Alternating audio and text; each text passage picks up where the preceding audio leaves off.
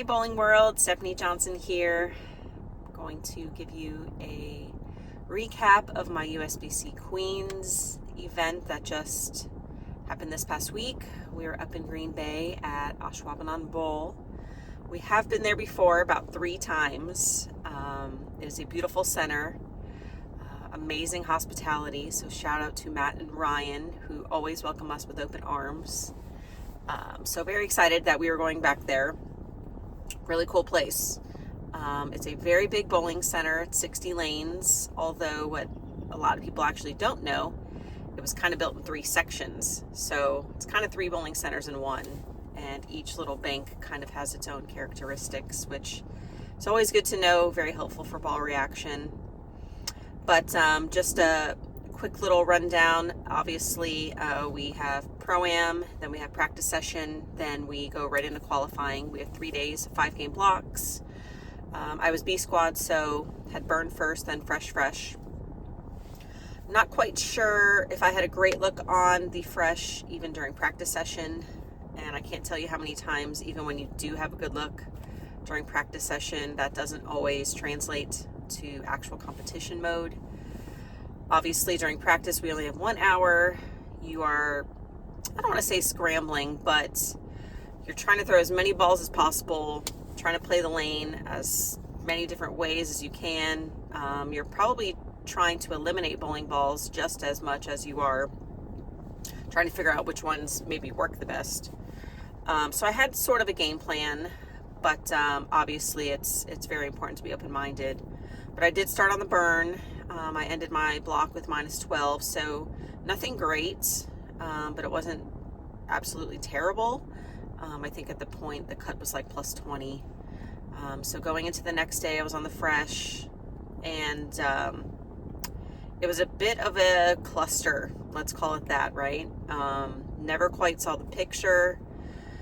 I made it look a lot harder than I think it probably needed to be, which is very easy to do when you're playing the lanes wrong with the wrong ball, wrong part of the lane. Your swing gets very tight, and it's very hard to repeat shots, which is how I felt day 2. I think I went -84, something along those lines. So I ended with close to -100 going into the final day, and the cut was maybe around +14 or so. So I was much further from the cut line going into day 3. But if anybody knows me, I'm never one to give up. I would say my back was certainly against the wall with over 110 pins away from even just the cut line. And honestly, you don't really know if that's even true because the cut line moves. You don't know if it's going to go up or down. But I just had a different thought going into day 3. We got some balls that didn't go down the lane previously. We changed some surfaces, and the Storm Road saved my life. I have one that's pin up and one that's pin down, basically to complement each other. And my game plan going into day 3 was, if this works, we're on to something, and I'm going to give myself a chance. And if it doesn't work, well, I can at least live with the fact of knowing I tried something new, and I gave it all that I had. So anyway, I rallied +137 that block. I bowled amazing. I don't even believe I had any opens. I just had way less splits and way more strikes. So that's always probably the goal for anybody bowling, but for me specifically that day, it is absolutely what I needed to do. And I made the cut, which was awesome. Super pumped about that. My roommate and I, Clara, we celebrated that night. And going into match play, it's kind of a whole different tournament mode because you're bowling matches now, but it's just total pinfall. So I did lose my first match. It was a close one against Julia Bonds. So that leaves a long road ahead in the contenders bracket. But nevertheless, it happens. So I won my next 2 matches, then I lost my 4th match. So I went lose, win, lose.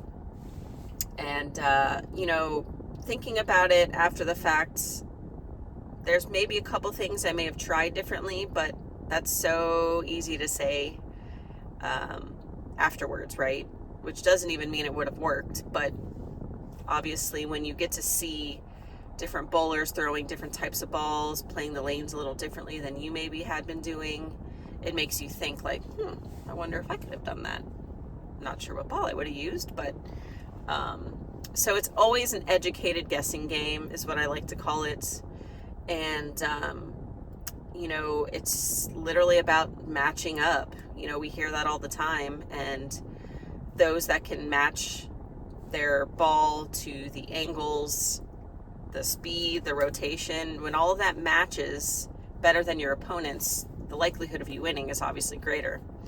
So overall, I would say I'm pleased with my performance. I'm throwing the ball really well. I'm playing the lanes a little differently than I'm used to, but I'm excited about that. And I'm looking forward to the Classic Series in Smyrna. So got a couple days home with the family, gonna get some days of practice in, and just some R&R.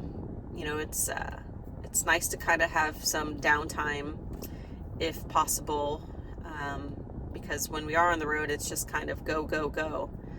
The Queens does have a lot of downtime since it's only 5-game blocks, but overall, the goal is always to be bowling. So, but yeah, so I'm happy with my performance at the Queens. Obviously, the goal is always to win, but when that's not an option, you know, you kind of have to look back and see the silver lining of what went well, what do I need to work on, and just keep moving forward. So we are on to Smyrna next week, and can't wait to see you guys then.